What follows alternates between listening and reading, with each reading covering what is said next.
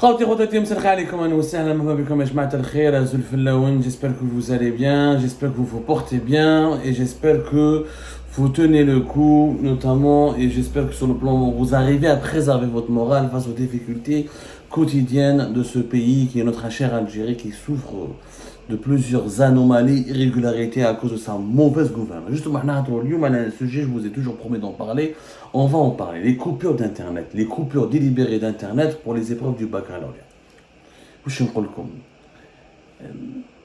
Par quoi je dois commencer ce sujet? C'est une anomalie qui n'a aucun sens.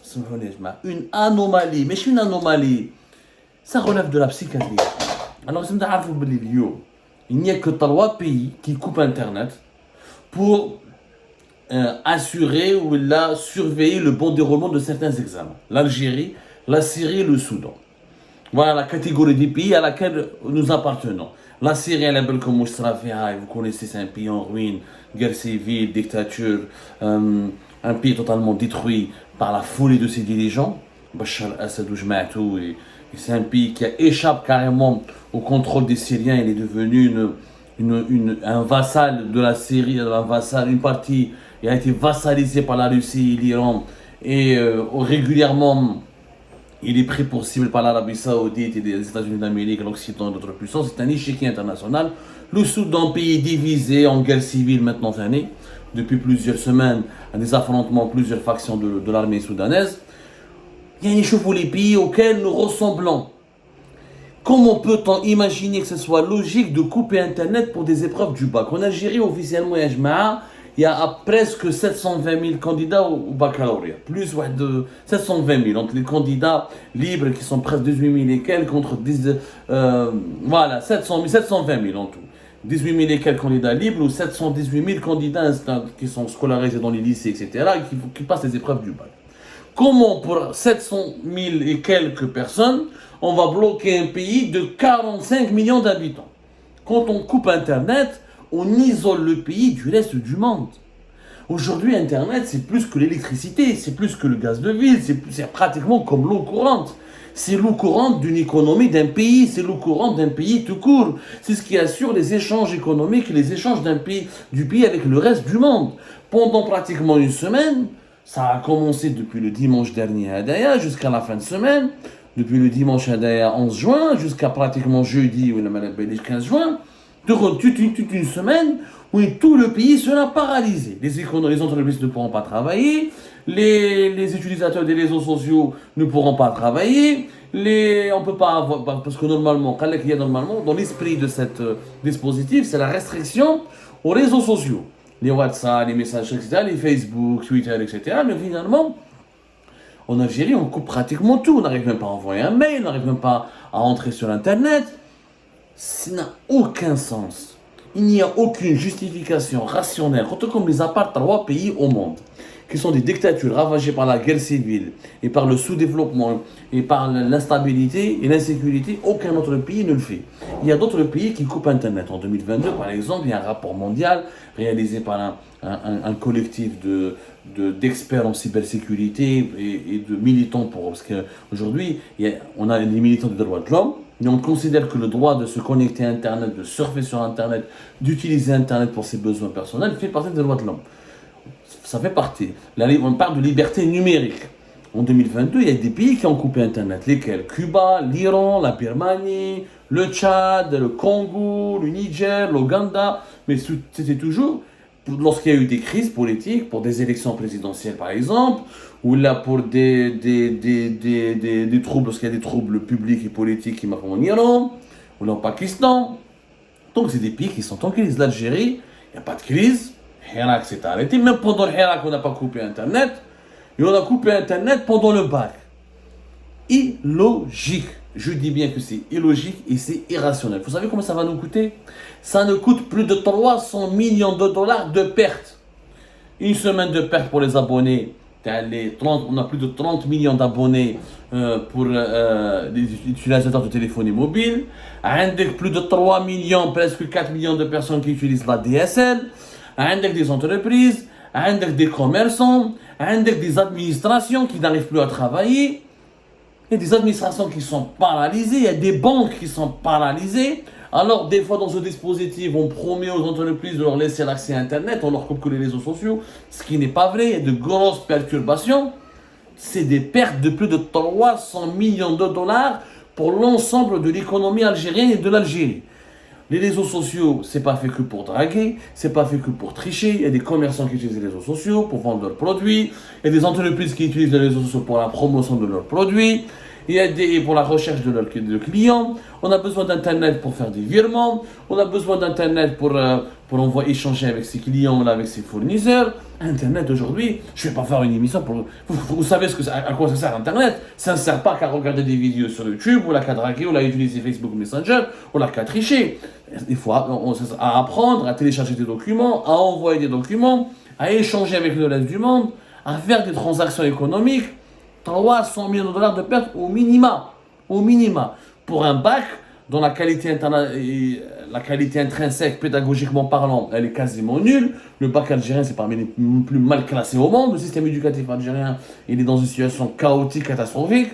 Et en plus, on va aggraver, saboter l'économie du pays pour les beaux yeux, pour assurer, pour préserver ce bac qui en lui-même doit être réformé. Doit réformer, doit changer. Et l'école algérienne traverse une crise de qualité terrible depuis de nombreuses années. En plus, la nouvelle Algérie. Elle est où cette nouvelle Algérie? Les coupures d'Internet ont commencé depuis 2016. Il y avait un scandale en 2016, entre 2015 et 2016, il y avait un scandale de tricherie, etc., où plusieurs personnes ont été arrêtées, on a refait certaines épreuves du bac, etc., etc. L'État algérien à l'époque a décidé de recourir à couper aux coupures intempestives. C'était l'ancien régime. C'était l'ancien régime de Bouteflika. Là, nous sommes censés être dans une nouvelle Algérie. Donc il n'y a pas de nouvelle Algérie. Les coupures d'Internet symbolisent la continuité des mêmes pratiques autoritaires, idiotes et médiocres du pouvoir algérien. Nous sommes dans une continuité. Parce que le régime Tebboune, depuis son arrivée au pouvoir en 2019, reproduit en 2020, en 2021, en 2023 les mêmes pratiques dans le régime Bouteflika qui s'était en cours depuis 2016. Il n'y a pas de nouveauté. Il n'y a pas de nouveauté, Ajma. Il n'y a pas de nouveauté. Donc, il ne faut pas mentir. Il n'y a pas de nouvelle Algérie. Nous sommes dans une continuité. Et qui veut couper... Ça reste un mystère. Qui veut couper Internet pendant le bac? Qui est convaincu par cela? L'armée? Les services secrets? La présidence? Personne n'est convaincu. En fait, ils ont laissé ce principe juste parce qu'il a été utilisé en 2016. Le principe, ça marche. C'est bien. Et ça permet au pouvoir algérien de tester sa capacité de filtrer, de contrôler et de surveiller Internet. C'est tout. Le bac n'est qu'un prétexte. Parce que tout le monde leur dit, tout le monde leur prouve. La preuve que les tricheries se continuent. Il y a plusieurs personnes qui ont été placées en détention depuis le début des épreuves du bac qui ont été arrêtées en pleine tricherie. Parce que la tricherie ne s'appuie pas que sur Internet et les réseaux sociaux. La tricherie, elle date bien avant l'avènement d'Internet. Quand on veut tricher, on triche. Je ne fais un moment. Mettre en prison des gens qui trichent pour... Le Barkhada, oui, non. Le Barkhada, c'est pas un accès au paradis. C'est pas un diplôme qui permettra d'avoir le prix Nobel. C'est juste un passage du lycée à l'université. Il est contesté. C'est une invention française qui est contestée. Qui n'a, dans son efficacité sur le plan pédagogique, elle est de plus en plus remise en cause. D'ailleurs, dans les pays anglo-saxons, ils ont des systèmes différents du bac. Ils ont d'autres systèmes. Je ne fais un moment. Et qui sont peut-être beaucoup plus intéressants à tester, à expérimenter pour l'Algérie que le bac classique selon sa formule française. Parce que le bac est une invention napoléonienne, elle date de l'époque de Napoléon.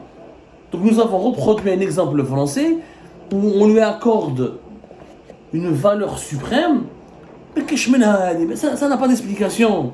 هذه الحكاية ça prouve باللي يا جماعة. هذه الحكاية ça prouve le régime algérien n'a ni queue ni tête, qui n'a aucune logique, qui veut juste, qu'il utilise certains événements, il utilise certains événements pour expérimenter ses méthodes de censure et ses pratiques de filtrage. C'est tout. C'est tout parce que mais qu'est-ce une justification? Le problème, c'est que cette pratique perdure au moment où l'Algérie, elle veut rejoindre les BRICS, elle veut rejoindre le club des pays émergents, elle promet de se développer, elle promet d'être une puissance régionale. Comment tu peux être une puissance régionale, tu n'es même pas capable de lutter efficacement contre la triche au niveau du bac, pendant les épreuves du bac. Hein, comment tu peux prétendre au statut de puissance régionale et dialoguer avec l'Inde, la Chine, la Russie, le Brésil, ou l'Afrique du Sud, alors que toi, tu n'arrives même pas à organiser des épreuves du bac sans se déconnecter du reste du monde. Tu t'isoles, tu mets un voile noir sur l'ensemble du pays, juste pour quelques examens de baccalauréat. Ensuite, tu veux prétendre avoir le même niveau de développement que la France, que les pays du BRICS.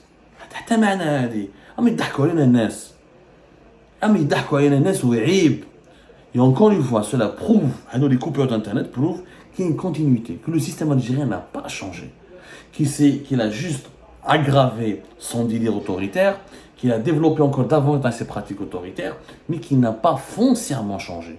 On est toujours dans le même schéma de répression des libertés publiques et individuelles. On utilise n'importe quel événement, ne serait-ce un événement aussi insignifiant que le bac, parce que c'est insignifiant, il n'a pas de grande valeur scientifique et pédagogique ce bac-là, pour justifier la censure totale d'une technologie qui permet de s'exprimer, de travailler, de créer des richesses, de partager, d'innover.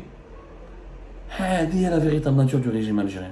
Un régime archaïque qui veut laisser le pays dans la catégorie des pays les plus archaïques et les plus sous-développés de la planète.